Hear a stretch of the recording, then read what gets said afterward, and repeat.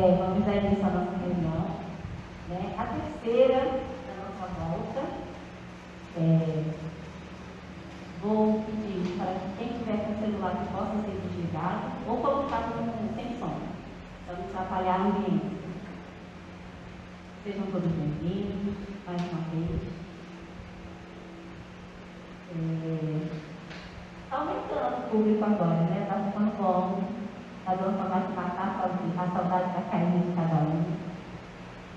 Então, quem vai dividir o celular, vamos começar a vibrar, para que nossa reunião possa ser corrida da melhor forma possível, estando melhores dias.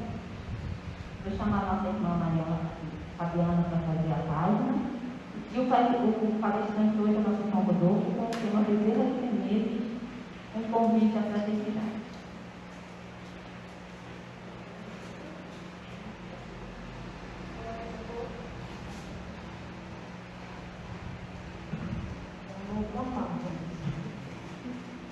Problemas do mundo. O mundo está repleto de ouro, ou no solo, ou no mar, ou nos cofres, mas o ouro não resolve o problema da miséria.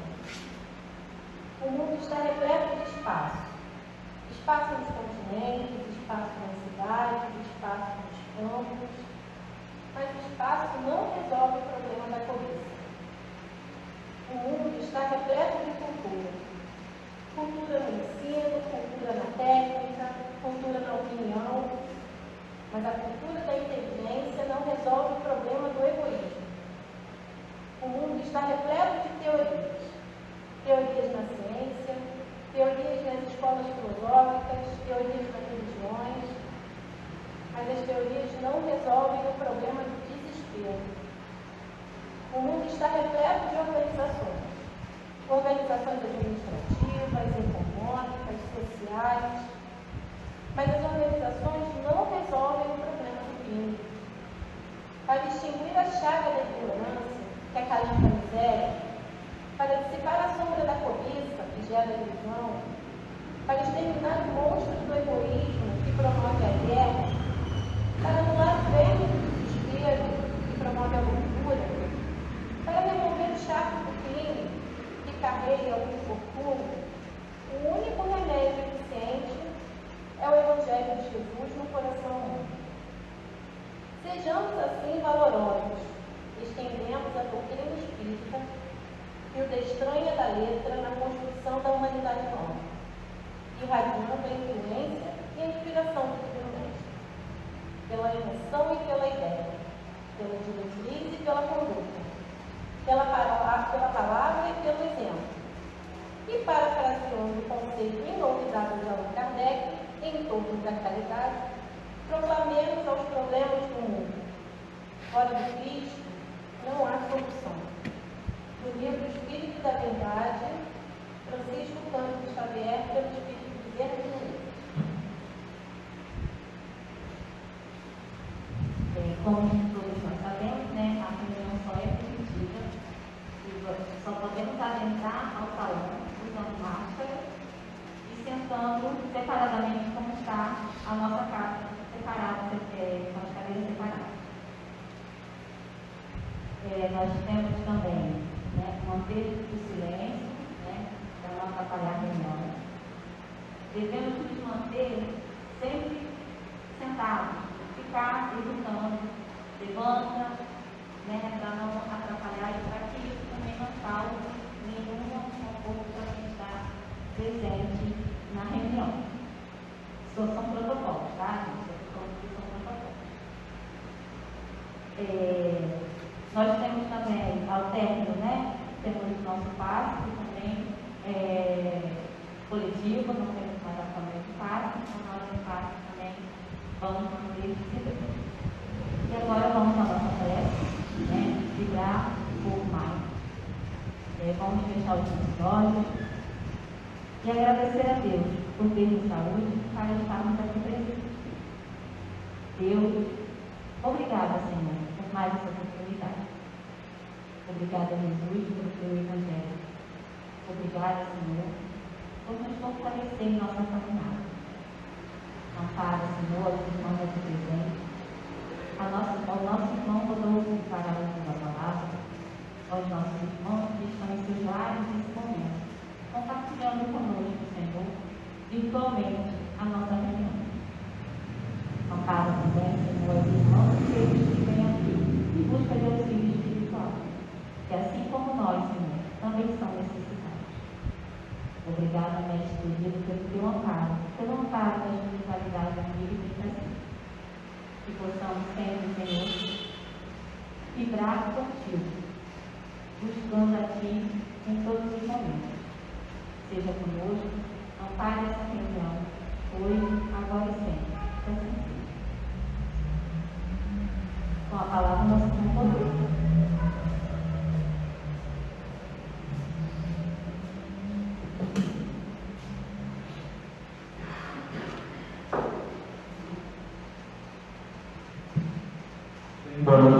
Boa noite a todos.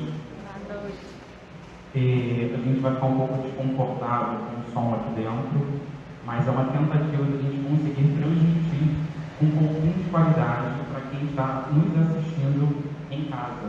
Então, por isso que o som aqui está um pouquinho mais alto. Eu vou tentar regulando assim a voz, para a gente não ficar nem um pouco surdo, mas também para que os nossos amigos possam nos ouvir. Então, muita alegria nós estarmos aqui mais uma vez, né? Depois de tanto tempo, hoje, para falar sobre Bezerra de Menezes, né? Um convite à fraternidade. Ontem foi comemorado, né, o nascimento de Bezerra de Menezes, né? Foi dia 29 de agosto. É uma data sempre de muita alegria dentro do nosso movimento espírita. Bezerra de Menezes, né, que tem tantas alcunhas, né, tem tantos chamamentos, como Kardec brasileiro, o médico dos pobres. E hoje a gente vai tentar falar um pouquinho sobre essa grande figura, esse grande líder que foi para o espiritismo a nível mundial e principalmente a nível nacional.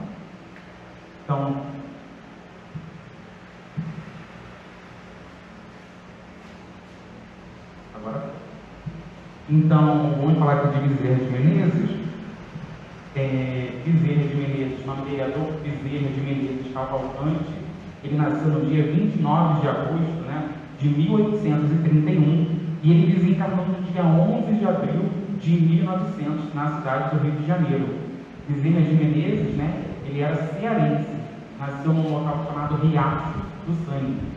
Ele foi conhecido como médico dos pobres, Kardec brasileiro. Ele foi médico, militar, escritor, jornalista, político. Poucas pessoas sabem, mas Bezerra de Menezes foi político, um dos maiores expoentes do espiritismo no Brasil. E ele também foi o segundo presidente da Federação Espírita Brasileira. E ele teve um papel muito importante no processo da unificação. Papel esse que ele manteve encarnado e ele manteve desencarnado. Falando um pouquinho do Bezerra de Menezes, na sua trajetória pessoal e empresarial, né? Ele foi casado 2 vezes. O primeiro casamento dele foi com Maria Cândida de Lacerda e desencarnou muito jovem, com 33 anos. Depois do desencarne da primeira esposa, ele casou com a cunhada dele, porque naquela época isso era muito normal, né? A cunhada era solteira, então a família tinha confiança no Bezerra e pegou a irmã da primeira esposa. Ele teve um total de 9 filhos e a cunhada, que depois virou esposa, passou a cuidar de todos os seus filhos. E ele, enquanto empresário, ele foi sócio fundador de várias companhias de transporte ferroviário, entre elas a Companhia de Estradas de Ferro Macaé e Campos. Foi diretor da Companhia Arquitetônica de Vila Isabel, que fez todo um projeto paisagístico de construção do bairro de Vila Isabel, e ele foi presidente da Companhia Ferro Carril de São Cristóvão. Ele era um homem com muitas forças. Mas além de empresário, aqui, antes de a gente passar, né? Bezerra de Menezes com a primeira esposa, com a sua segunda esposa, e aqui uma foto com as crianças. A gente está sempre acostumado a ver Bezerra de Menezes, né? Aquela barba branca, aqueles olhos azuis, né? Mas a realidade é um pouquinho diferente. Bezerra, ele era um homem, assim, a gente poderia dizer, né? Materialmente falando, como qualquer outro homem. Nasceu criança, né? E depois foi ficando mais idoso. Na sua trajetória profissional, né? Ele era filho de um militar, uma dona de casa. Ele era de uma família teoricamente com posse, né? De acordo com a sociedade. Ele cursou medicina na Faculdade de Medicina do Rio de Janeiro. Quer dizer, ele foi um grande privilegiado.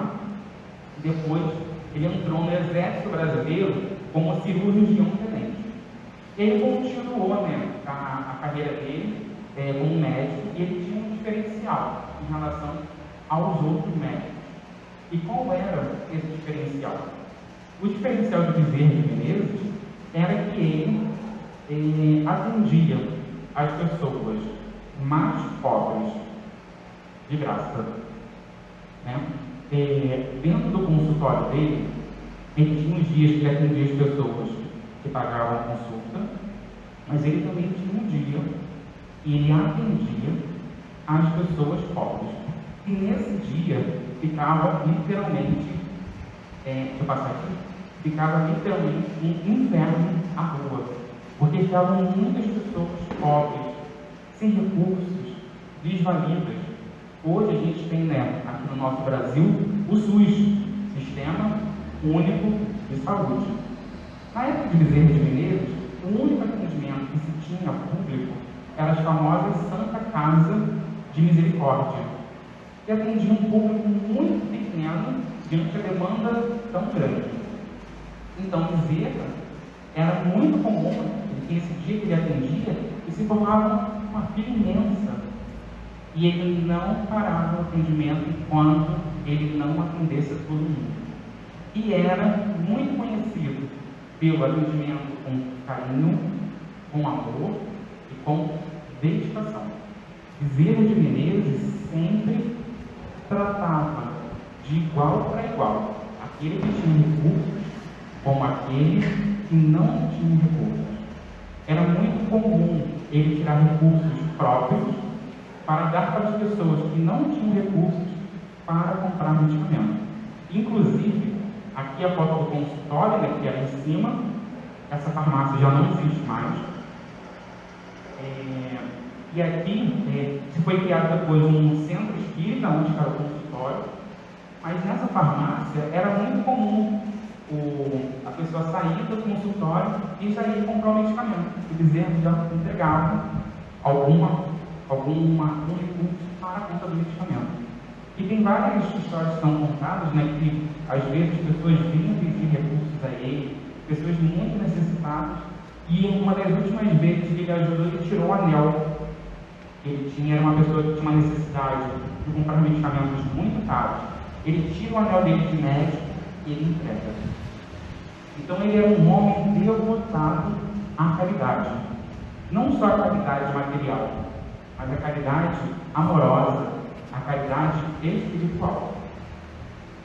E aí tem uma frase do Bezerra que ficou muito conhecida, né? Ele diz: o médico verdadeiro é isto, não tem o direito de acabar na inscrição, de escolher a hora, de inquirir se é longe ou perto. O que não acode por estar com vistas, por ter trabalhado e achar-se fatigado, ou por ser alta à noite, mal o caminho do tempo, fica perto ou longe do morro. O que sobretudo pede um carro a quem não tem como pagar receita, ou diz a quem lhe chora a porta e procure outro. Esse não é médico, é negociante da medicina que trabalha para recolher capital e juros dos gastos da formatura. Então, o entendimento do Bezerra era: se eu sou médico que atende uma pessoa pobre, né, naquela época os médicos era muito comum você ter um carro de aluguel, que seria nosso Uber de hoje, né? Então tinha médico que para ir na casa do paciente, ele não cobrava nem só consulta, ele não cobrava como se fosse o Uber. Imagina. E aí o Bezerra fala: a pessoa não tem dinheiro para comprar o medicamento, você ainda quer pagar, ainda quer cobrar o dinheiro do transporte. Então, muitas das vezes, em muitos casos, Bezerra de Menezes, quando ele ia na casa das pessoas que não tinham condições nem de ir no consultório, ele tirava o dinheiro do próprio bolso para pagar o carro de aluguel. Então, ele sempre tinha essa postura proativa de fazer a caridade. E aí, a gente já conhecendo um outro lado do Bezerra, a sua trajetória intelectual, ele foi autor de vários ensaios, vários livros, né? Ele foi um homem muito inteligente, já adiantando, ele era poliglota, ele falava português muito bem, um homem com um conhecimento muito grande, falava latim, espanhol e francês. Então era um homem à frente do seu tempo. Inclusive, ele fez tradução de uma das obras básicas da codificação.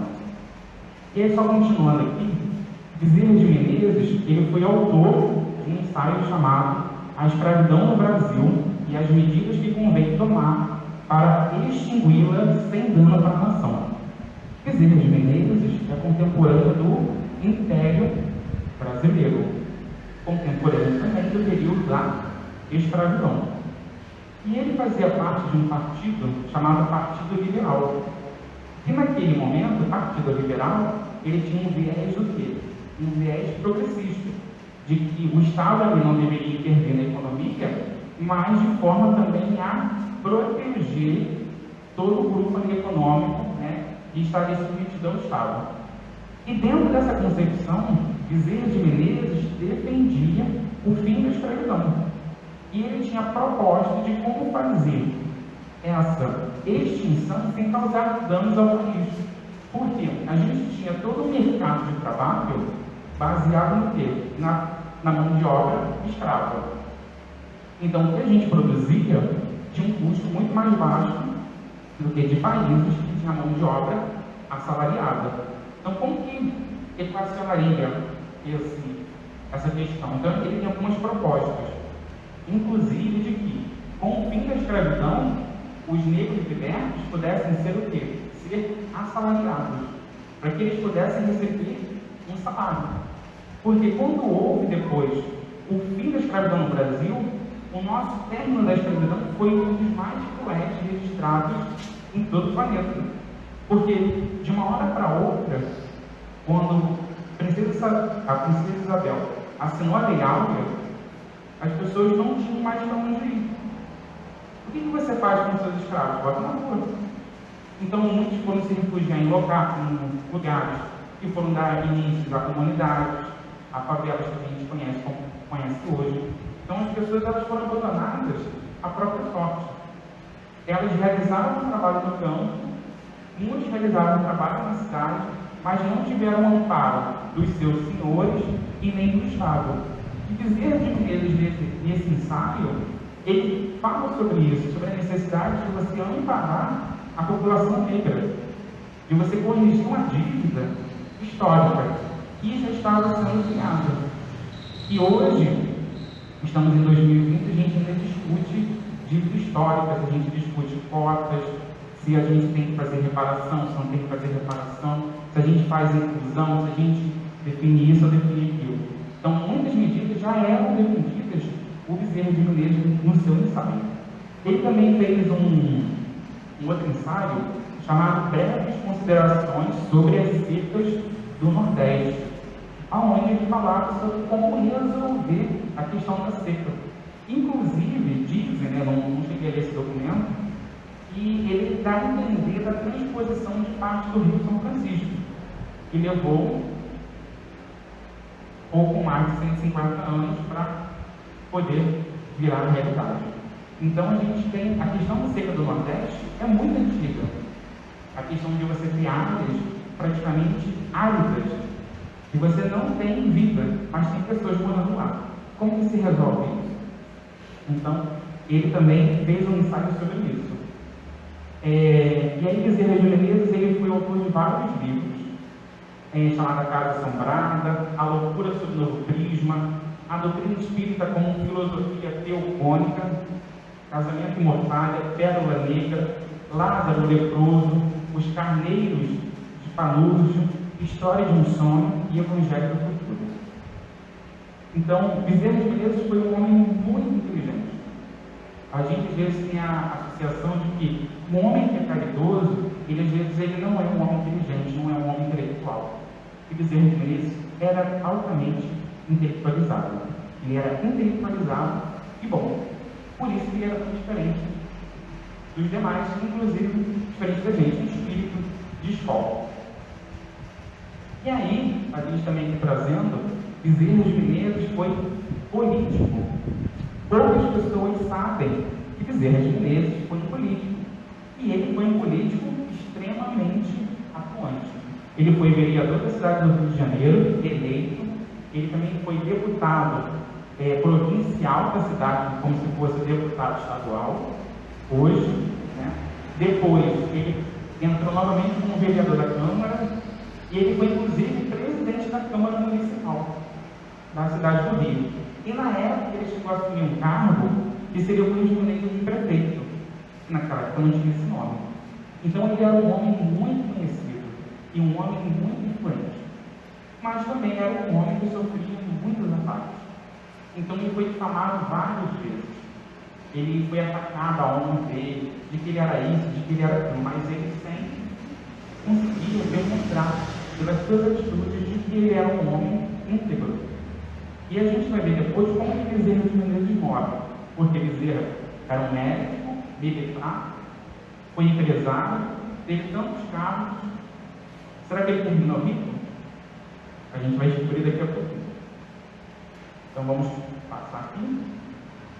E aí, antes da gente entrar no Bezerra de Menezes espírita, a gente vai trazer um trecho do Brasil, Coração do Mundo, Pátria do Evangelho. Lá tem um trechinho que diz, né?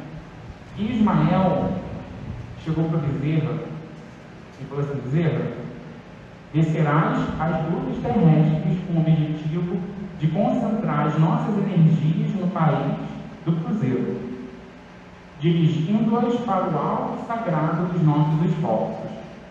Arregimentarás todos os elementos dispersos com as dedicações do teu espírito, a fim de que possamos criar o nosso núcleo de atividades espirituais dentro dos elevados propósitos de reforma e regeneração. Então, Bezerra de Menezes também veio com um objetivo de reunir os feitos. A gente tem aquela mensagem, né, do feixe de vários. Então, o movimento espírita, ele era muito difuso naquela época. Primeiro que a gente tem um movimento que se inicia lá em 57, o lançamento do Livro dos Espíritos. Tem um tempo que demora para chegar no Brasil, porque existe um delay, né, ali em França-Brasil, né, não era tão rápido como hoje. Então, quando chega no Brasil, o movimento espírita, ele começa a criar diversas ramificações, diversos entendimentos, e o principal, muita briga. Parece que é um movimento de hoje. Né? A gente fala de muita briga, muita discussão, muita coisa infrutífera, mas era a realidade naquela época. Naquela época era uma realidade muito própria, porque as discussões eram discussões realmente muito boas. E aí você tinha aqueles espíritas que queriam ter um lado mais científico, tinha os espíritas que queriam ter um lado mais religioso, tinha os espíritas que queriam ter um lado mais questionador, mais filosófico. E aí Bezerra, ele tem um propósito de o quê? De unir. Um propósito de agregar forças. A gente não precisa se dividir. Eu posso achar que a doutrina espírita ela vai ter um caráter mais científico. Outro pode achar que tem um caráter mais religioso. E outro mais filosófico. A gente junta nossas forças. A gente não precisa se separar. Então, o seu papel dentro do movimento espírita brasileiro foi fundamental para o que a gente tem hoje. Inclusive, para o que a gente foi ter muitos anos depois, em 1949, é o famoso Pacto Áureo, que foi um movimento de congregação em torno da Federação Espírita Brasileira, mas com o objetivo de unificar pensamentos, coração e intelecto. Porque se você tem um movimento difuso, um movimento sem coordenação, o que está sem liderança está sujeito a tudo. Então, era necessário um papel não centralizador, mas um papel de unicidade que foi criado nesse caso dentro da Federação Espírita Brasileira. E aí, continuando, né? Bezerra de Menezes, ele conhece o Espiritismo ao acaso. A gente bota aqui entre aspas. Por que ao acaso? Um conhecido dele entregou um livro, né? A versão em português do Livro dos Espíritos, e falou assim: toma e leia. Bezerra de Menezes era um homem católico. Ele falou: eu já tinha muitas questões com a igreja e ele vou começar a ler aqui. E ali ele foi tomado pelo contato com a doutrina espírita. E é uma coisa que eu sempre falo para todas as pessoas. Às vezes entra alguém na casa espírita e a gente, eu vou te dar o nosso lar para você ler, eu vou te dar Ivone. A gente tem que dar a base, que é o Livro dos Espíritos. A gente não precisa ter medo, não tem nada para ter medo. A linguagem está difícil, tem outras traduções com linguagens mais fáceis, com expressões mais simples, mas a gente tem que entregar para qualquer pessoa a base, o começo, o Livro dos Espíritos. E foi esse livro que foi o que arregimentou, né, o que encantou Bezerra de Menezes. E aí depois, isso foi em 75, em 83, ele já passa a ser autor da revista Reformador. Para quem não conhece, hoje a revista Reformador pertence à Federação Espírita Brasileira e é a revista, se não me falha a memória, com mais tempo em circulação de forma ininterrupta. Inclusive, o Reformador passou a época da Segunda Guerra Mundial, Primeira Guerra Mundial. Então, é a revista com mais tempo em circulação no Brasil.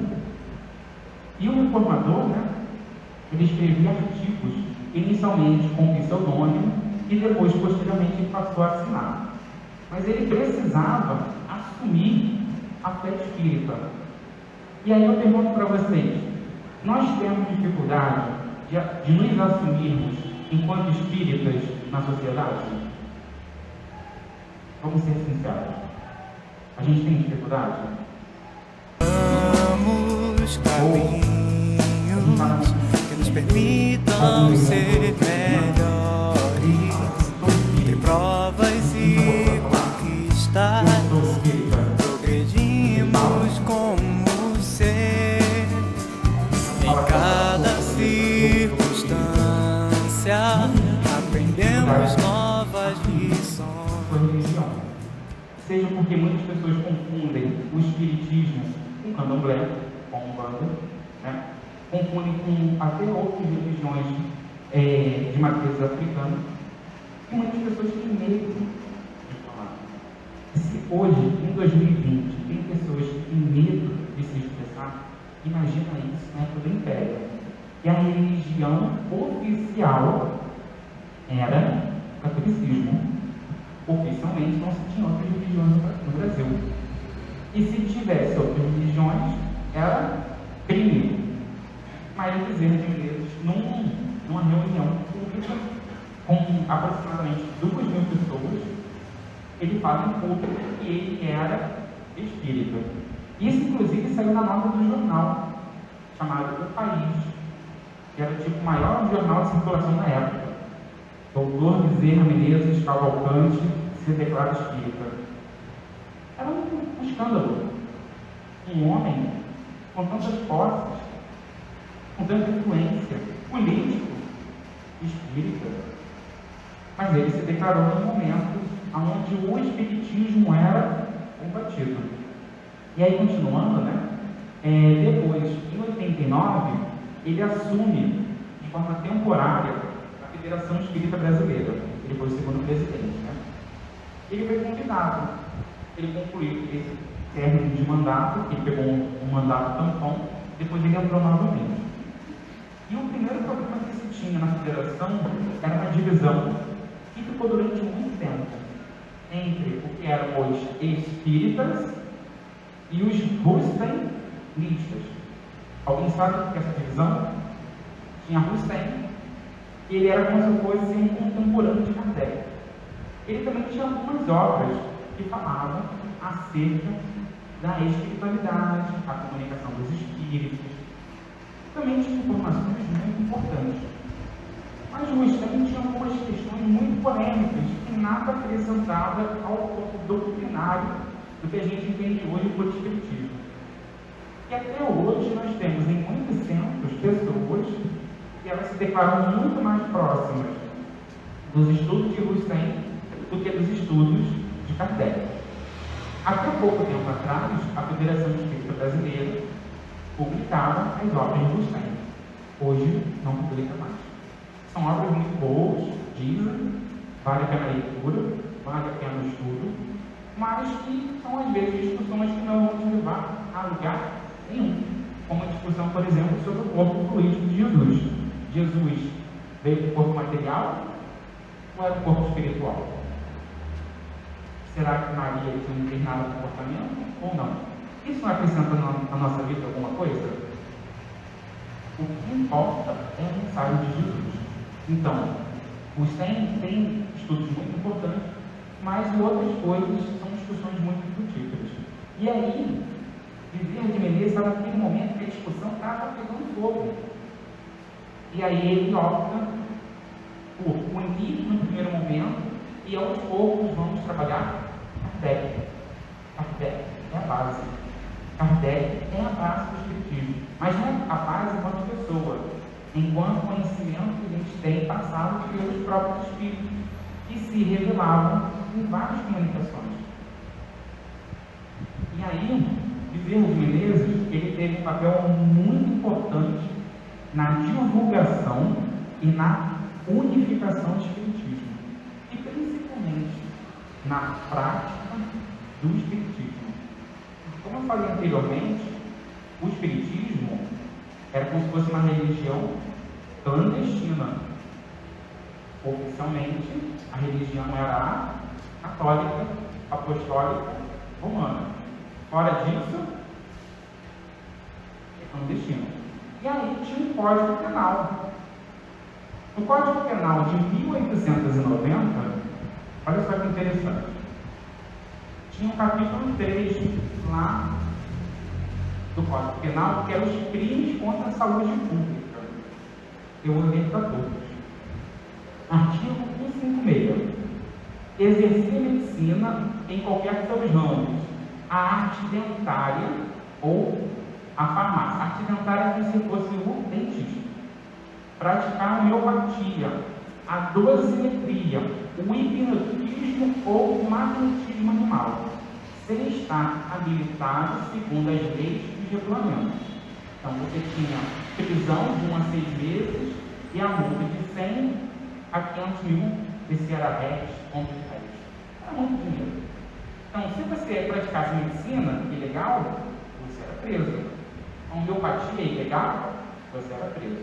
Aí, olha qual é o próximo artigo. Vou mostrar aqui. Artigo 157.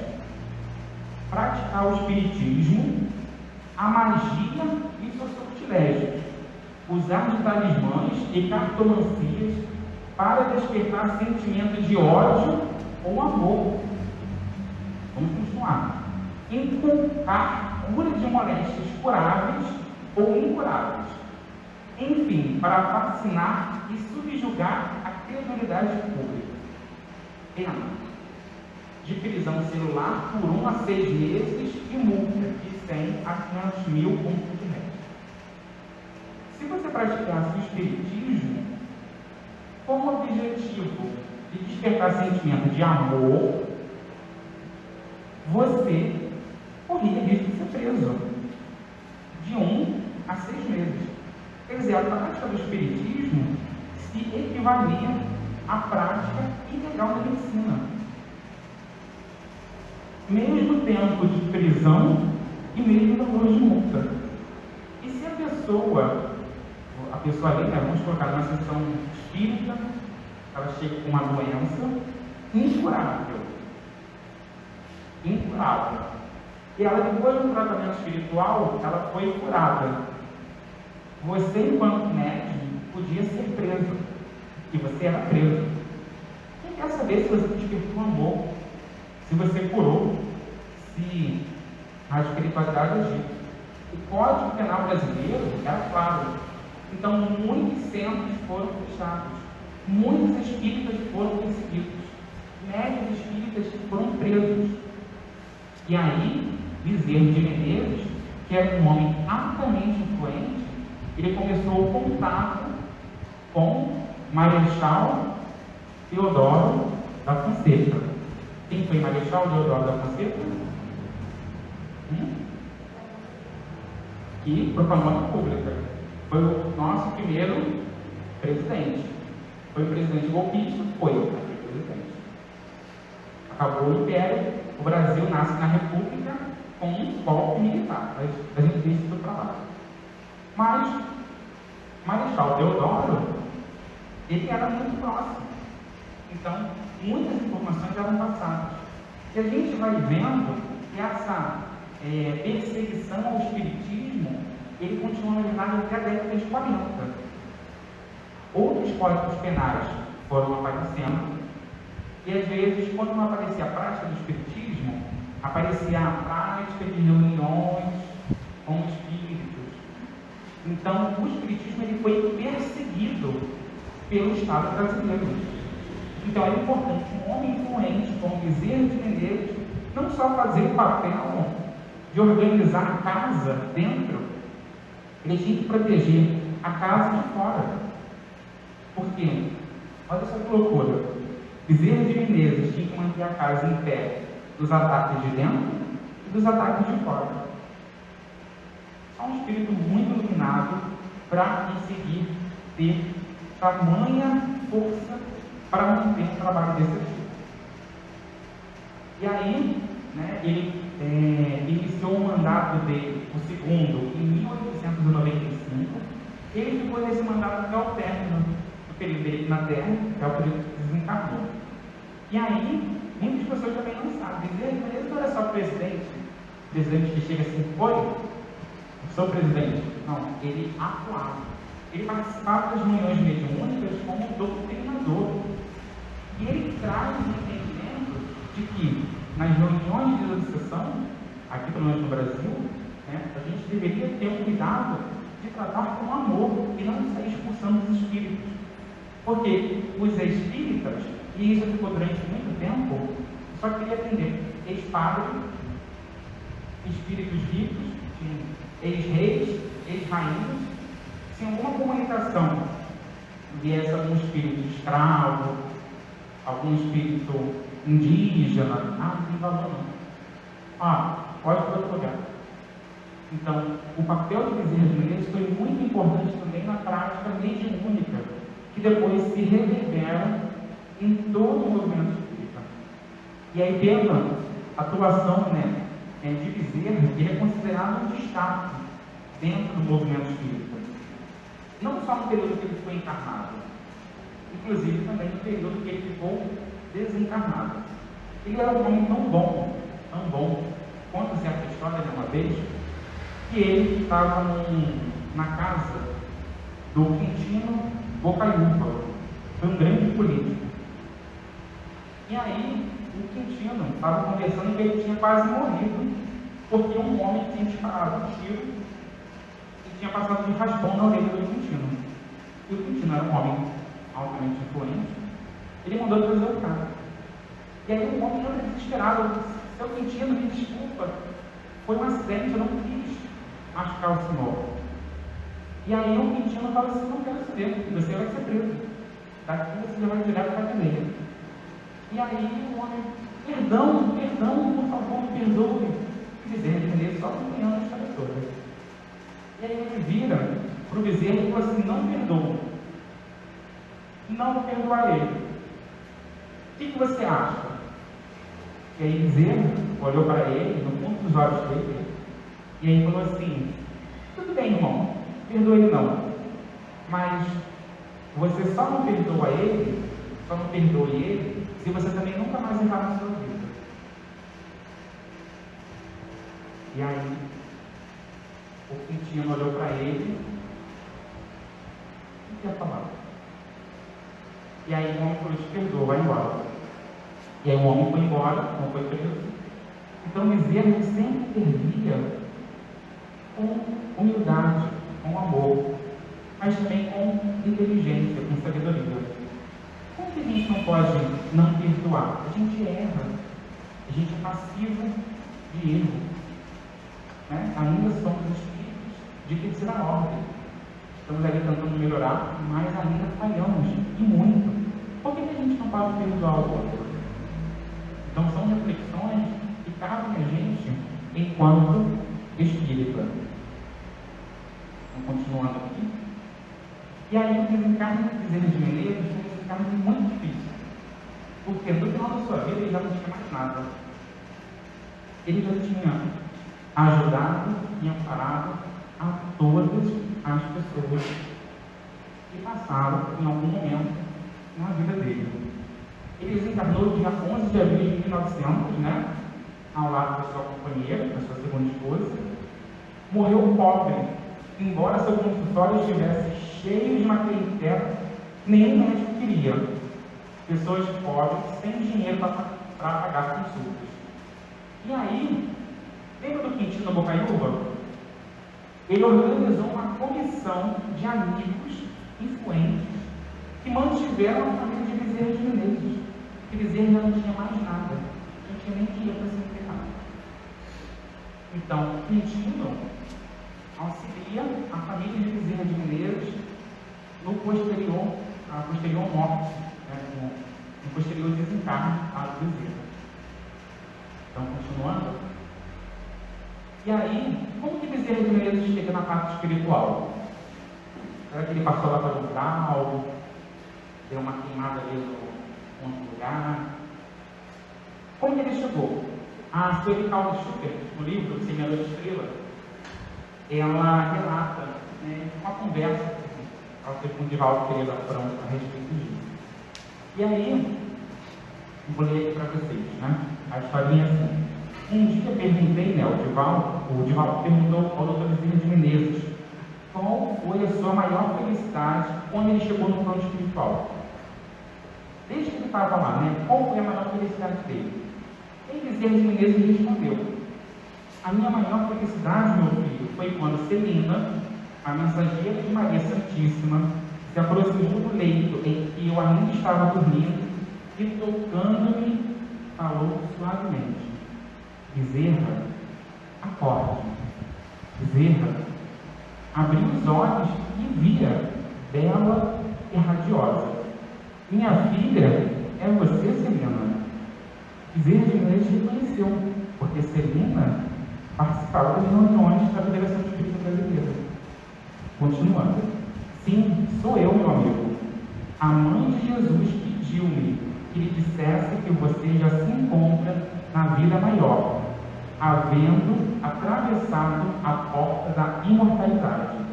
Agora, Bezerra, espere feliz. Chegaram os meus familiares, né, Bezerra vai narrando, os companheiros queridos das hostes espíritas que me vinham saudar, mas eu ouvi um murmúrio que me parecia vir lá de fora. Então, quando Bezerra chega na parte espiritual, ele escuta um barulho, eu estou recepcionando ele. Bezerra, como você está aqui? Aí ele escuta um barulho muito alto. Então Celina lhe disse: venha ver, Bezerra. Ajudando-me a erguer-me do leito, amparou-me até uma sacada, e eu vi, meu filho, uma multidão que me acenava com ternura e lágrima nos olhos. Quem são, Celina? Perguntei-lhe. Não conheço ninguém. Quem são? São aqueles que você consolou, sem nunca perguntar-lhes o nome. São aqueles espíritos atormentados que chegaram às sessões mediúnicas e a sua palavra caiu sobre eles como um bálsamo numa ferida inchada viva. São os esquecidos da terra, os destroçados do mundo, a quem você estimulou e guiou. São eles que o vêm saudar no pórtico da eternidade. E Dr. Bezerra concluiu: a felicidade sem limites existe, meu filho, como decorrência do bem que fazemos, das lágrimas que enxugamos, das palavras que semeamos no caminho para atapetar a senda que um dia percorremos. Então, Bezerra de Menezes, ele foi recepcionado por aqueles que ele tanto ajudou e que acabaram muito desencarnando antes dele, ou daqueles que ele ajudava na sala mediúnica, que ele dava palavras de amor, de consolo. Ele foi recebido com festa, com alegria. Então, quem depois quiser, o livro O Semeador de Estrelas, da sua Quintal do Chico. Continuando, né? E aí, nessa época do desencarne de Bezerra de Menezes, Leon Denis estava vivo. Leon Denis foi o continuador do espiritismo aonde? Na França. E aí ele deu uma nota, né? Que saiu, acho que não sei se foi na Revista Espírita. Ele diz, né? Quando tais homens deixam de existir, enluta-se não somente o Brasil, mas os espíritas de todo o mundo. O trabalho do Bezerra de Menezes já era reconhecido fora do Brasil, já era reconhecido na França, que era ali o espiritismo estava bombando lá, naquela época estava o quê? No máximo do máximo. E ele já era reconhecido pelo seu trabalho lá na França. E aí, continuando, Bezerra de Menezes, ele não parou o seu trabalho, ele continuou. E aí, a gente traz aqui um trecho do livro Ação e Reação, é o capítulo 11. Doutor Bezerra, é um trecho que eu vou ler aqui para vocês, de uma senhora, né, que ela roga aqui enquanto encarnada, ajuda a Bezerra. Doutor Bezerra, por amor de Jesus, não abandones meu pobre Ricardo nas trevas da desesperação. Meu esposo infeliz atravessa rudes provas. O generoso amigo, socorre-nos. Não permitas que ele desça ao abismo do suicídio. Dá-lhe coragem e paciência, sustenta-lhe bom ânimo. As dificuldades e as lágrimas que o afligem no mundo caem sobre minha alma como chuva de fel. E aí, os espíritos estavam vendo aquele momento da prece, né? E aí Silas interrompe a reflexão que os espíritos estavam fazendo, falando: segundo reconhecemos, o santuário serve a oração digna, sem cultos especiais. Ali, alguém recorre ao amparo da monja de Lisou. Aqui, o coração infortunado pede socorro a um notável companheiro dos espíritos no Brasil. Antes de desviar minha atenção, fitei o semblante do grande médico, segundo as recordações da irmã que orava, confiante, anotando o primor que a fotografia mental era exteriorizada. Então, ela estava orando e pensando em Bezerra, como que tinha a imagem de Bezerra. E os espíritos ali estavam vendo. Vimos ali o retrato do doutor Bezerra, qual o conhecemos, sereno, simples, bondoso, paternal. Percebendo-nos as interrogações costumeiras, o assistente informou: com mais de 50 anos consecutivos de serviço à causa espírita, depois de desencarnado, Adolfo Bezerra de Menezes fez jus à formação de extensa equipe de colaboradores que lhe servem a bandeira de caridade. Centenas de espíritos estudiosos e benevolentes obedecem às diretrizes na lavoura, na qual opera ele em nome do Cristo. Desse modo, alegou Hilário, é fácil compreendê-lo, agindo em tantos lugares ao mesmo tempo. Perfeitamente, concordou Silas. Como acontece na radiofonia, em que uma estação emissora está para os postos da recepção, assim qual uma só cabeça pensante para milhões de braços, um grande missionário da luz, em ação no bem, pode refletir-se dezenas ou centenas de companheiros que lhe acabam a orientação do trabalho ajustado aos desígnios do Senhor. Então, Bezerra tinha essa oração perfeita, já tinha passado mais de 50 anos. E aí, os espíritos estão falando aí, Bezerra tem equipe de socorro e atendimento espiritual. E ele busca atender, ou de forma direta, ou de seus mensageiros, a todos aqueles que buscam. A gente não está falando aqui de coisas materiais, a gente está falando de coisas espirituais. Então é um espírito que, passado muito tempo, continua atuando e auxiliando a todos aqueles necessitados. E aí continua, né, explicando como que é o processo, né, da que ocorreu ali, né? Foi um momento muito bonito da oração. E aí, daqui a pouco eu volto ao Divaldo, eu vou só caminhar um pouquinho, para a gente depois voltar lá nele. E aí, o Bezerra de Menezes, né? Ele era um homem extremamente feliz por ajudar o próximo. E aí a gente vai falar sobre o convite à fraternidade, né? Então, Bezerra de Menezes, ele, dentro do livro Semeador de Estrelas, tem uma história muito bonita, né? Que a gente vou resumir para vocês e vou ler só o finalzinho dela. Bezerra de Menezes estava contando para o Divaldo em relação a um acontecimento da Casa de Jesus. Divaldo tinha um trabalho de caridade, né? Ali, lá na Bahia, e aí ele estava comentando sobre a questão, né, de que ele precisava auxiliar e tinha algumas dúvidas, né, de como fazer, de que jeito conseguir as coisas. E aí, Bezerra de Menezes, tem muito Bezerra de Menezes, né, com quem poderia fazer. E aí, Bezerra de Menezes, contando um pouco, resumindo a história, ele conta a história de duas mulheres muito ricas que estavam saindo do teatro.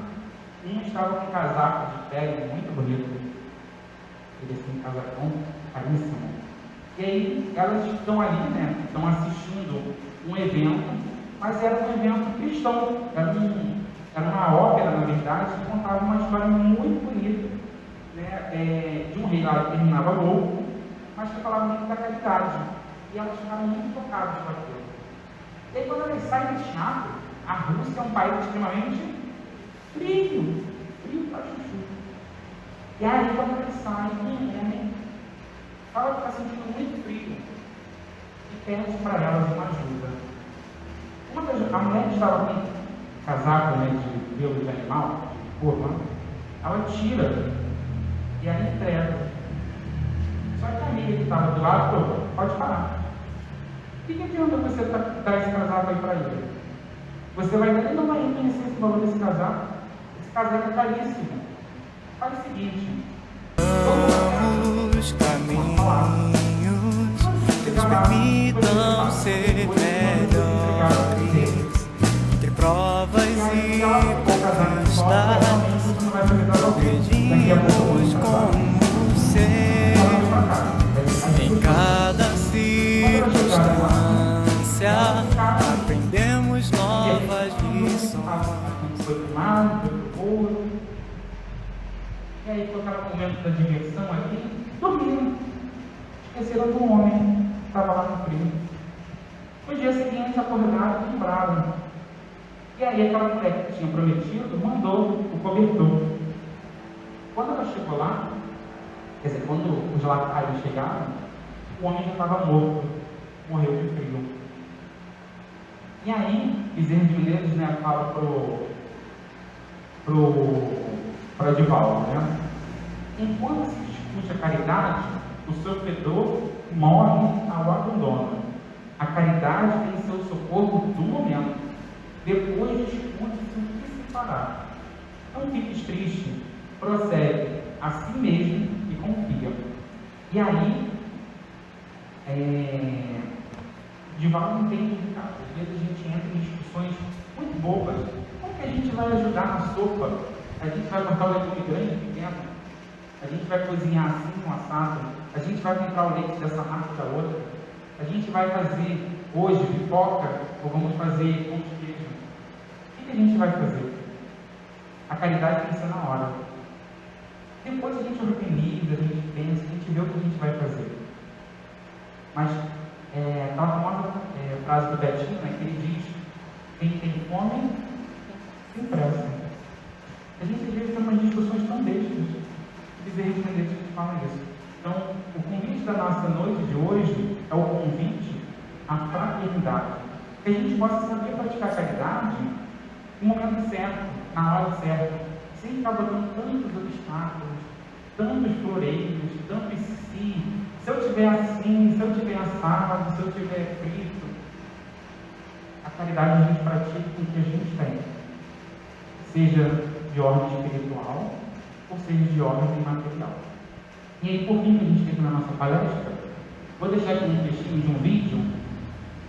O Divaldo fala um pouco mais devagar, então vou pedir para vocês paciência. É 9 minutos, a gente vai estudar só um pouquinho do nosso tempo a respeito de como, de um convite que Bezerra de Menezes recebeu na parte espiritual. A gente comentou que ele, com 50 anos dentro da parte espiritual, ele já tinha desenvolvido um trabalho muito grande.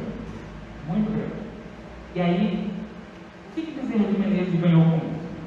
A gente poderia dizer assim de uma forma mais material. Então vamos lá. Deixar a palavra com o Divaldo. Caras amigas, caros amigos que nos acompanham através da web Animação do Caminho e de outras entidades virtuais. Era a noite de 11 de abril do ano de 1950. O mundo espiritual estava em festas, porque naquela oportunidade, numa região próxima à Terra, haveria uma celebração especial. 5.000 convidados, aproximadamente, deveriam participar desse ágape sui generis. Ali deveriam estar espíritos reencarnados, como também venerando os convidados do mundo transcendental. No anfiteatro, à semelhança daqueles gregos do passado, o auditório que evocava os dias gloriosos de Atenas estava superlotado. Uma comissão de recepção estava à porta. De repente, uma voz superior, como ampliada por um alto-falante, anunciou a chegada do apóstolo, o médico dos pobres, o Kardec brasileiro. Todos os olhares dirigiam-se para a entrada do imenso edifício, na sua formação espiritual. E uma verdadeira coorte acompanhava o espírito Adolfo Bezerra de Menezes Cavalcante, que, trajando uma roupa numa tonalidade pérola, se adentrava para as homenagens que lhe eram prestadas pela nacionalidade brasileira transcendente, pelos 50 anos de devotamento espiritual às terras sob as bênçãos do Cruzeiro do Sul. Aquela festividade foi programada antecipadamente. Numa parte de destaque, a mesa presidencial, para onde foi conduzido o convidado. Ali se encontravam venerando os apóstolos do Espiritismo no Brasil e no mundo. A reunião era dirigida pelo espírito Anjo Ismael. Um coral de aproximadamente 200 vozes entoava hinos soberanos de alegrias e de gratidões. Aberta a reunião, com uma prece evocativa a Jesus, o amigo sublime de todos de nós, o espírito Leão de mim assomou à tribuna, adornada de orquídeas em tonalidade pálida, e falou em nome dos espíritos espíritas de todo o mundo. Falava sobre a abnegação do médico dos pobres, que naquele momento completava 50 anos de desencarnado, 50 anos de ininterrupto trabalho à comunidade brasileira. Terminada a exaltação, Manuel Viana de Carvalho assomou à tribuna e, em nome da brasilidade, agradeceu ao Dr. Bezerra de Menezes a honra de haver renascido também no Ceará, nas terras do Brasil. Ele levantou-se muito humildemente e declarou que não merecia aquelas homenagens. Transferia-as para a Mãe Santíssima da Humanidade, por ser ela a Rainha dos Anjos, numa evocação da tradição cristã.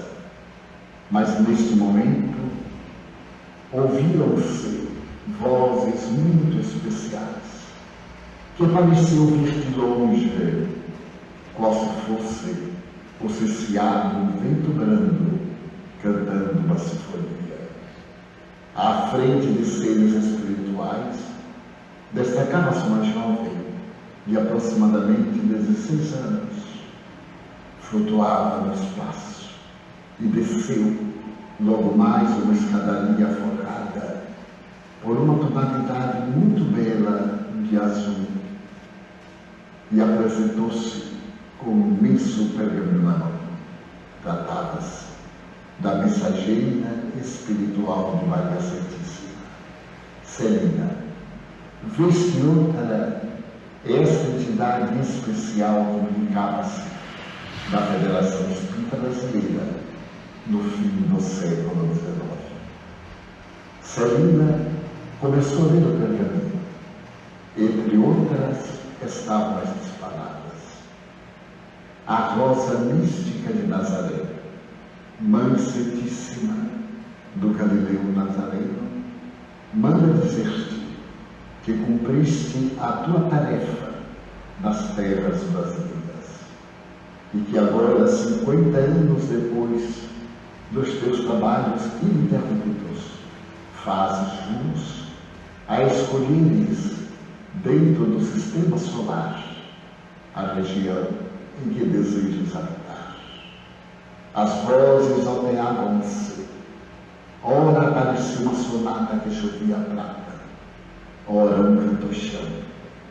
Bezerra, comovido, e todo o auditório acompanhando-o, disse numa tonalidade inovitável: Celina, minha filha, informa a Rainha dos Anjos que esse servo mínimo que tanto a ama reconhece não ter o menor mérito para o destaque desta natureza.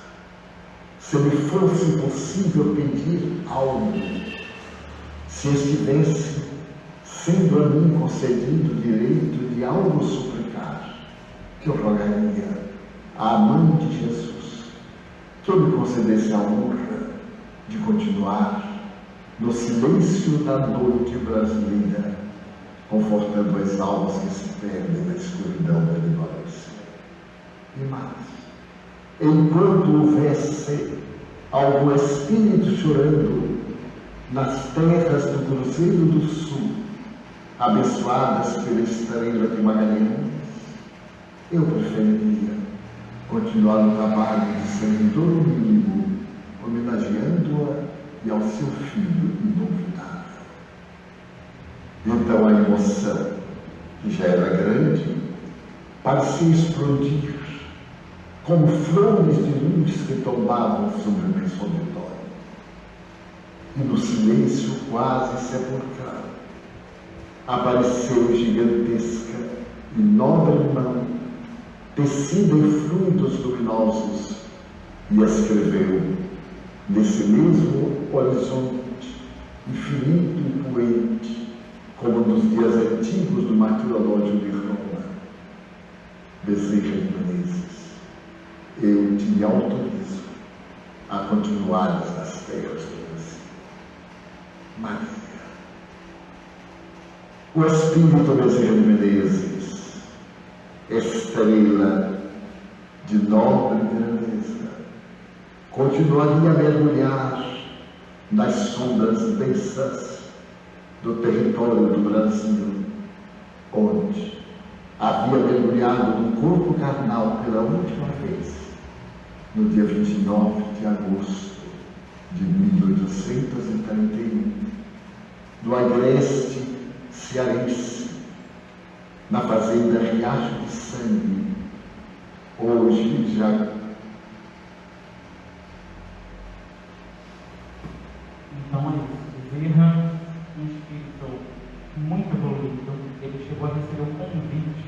para sair do planeta, para ir para outras esferas, para ir para outros lugares, para que ele pudesse lá levar o amor. Mas o seu amor ao Brasil e ao planeta é tão grande que ele pediu para ficar, ele pediu para continuar ajudando, e foi autorizado. Então a gente assim encerra a nossa palestra, a gente agradece a todos pela presença, agradece aos amigos que estão nos acompanhando de forma remota, e é isso. Durante o passo a gente vai deixar passando uma musiquinha, que é o hino do Bezerra. Então, que a gente possa se deixar levar pela música, que a gente possa emanar fluidos de muito amor e de muita luz.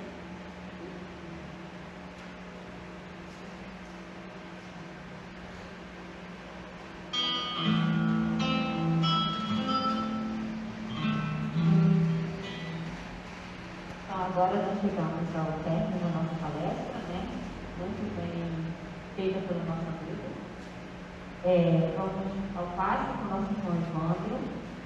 Como o nosso irmão Rodolfo já falou, nós temos nossas boas vibrações, nos concentrando melhor para que nós possamos receber, né, o passe da melhor maneira que nós pudermos.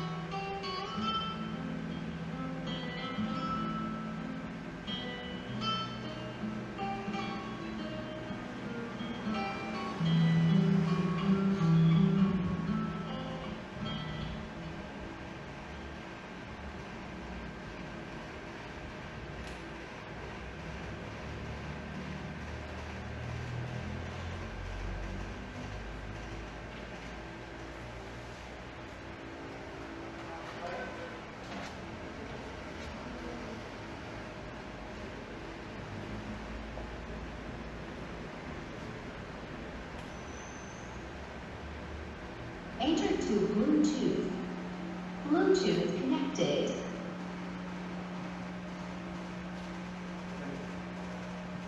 Agora chegamos ao término da nossa reunião.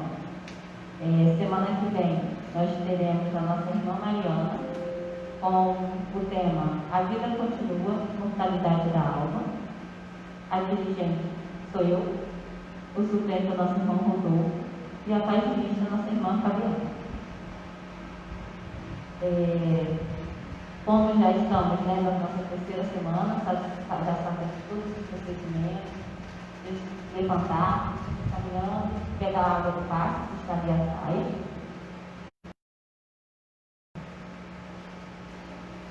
Agradeço a presença de todos, mais uma vez. E assim nós vamos fazer um encerramento, porque nós não temos divulgações, Agradeço só que vocês estejam na presença de vocês, ao nosso irmão Rodolfo, que fez uso da palavra. E pedir ao nosso irmão, a nossa irmã Mariana, para fazer a prece final.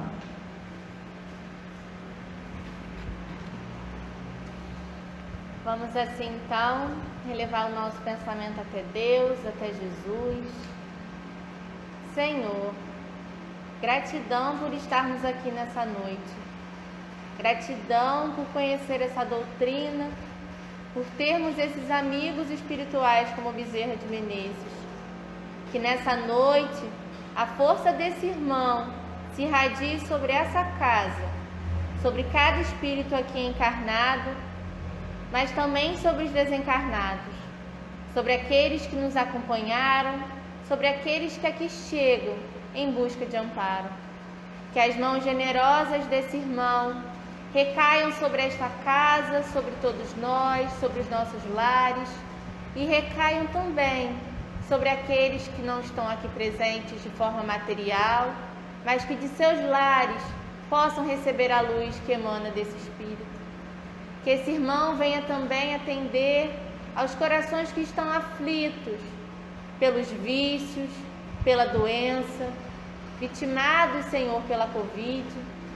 Que as mãos generosas de Bezerra de Menezes possam auxiliar os corações sofridos desse Brasil. Possa tocar, Senhor, os corações dos nossos políticos, para que sejam também homens de bem. Senhor, gratidão pelos nossos corpos físicos, gratidão pela água que aqui receberemos fluidificada, sanando as nossas dificuldades. Que no decorrer desta semana, que no retorno aos nossos lares, possamos estar sintonizados com os nossos mentores, alinhados ao seu amor divino. Ó Mestre Jesus, Divino Rabi, muito obrigada. Fique conosco, pois somos tão necessitados de Ti. Que a doce paz de Jesus nos envolva e nos ampare. Assim seja, graças a Deus.